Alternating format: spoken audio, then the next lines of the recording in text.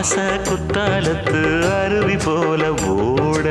ஓயாம பேசி பேசி மாமா நீ உணர்ச்சிகளை தூண்டி பார்க்கலாமா வாயாடி லாபம் என்ன மாமா நீ விஷயங்களை ஆற போடலாமா வெச்சது யாரு சொக்கப்படி என்னவ பண்ணும்படி சொன்னத கேளு கண்ணுமணி சொந்தமும் பந்தமும் வந்ததடி சொல்லிக்கொடு சொல்ல சொல்ல கத்துக்கிறேன் விட்டுக்கொடு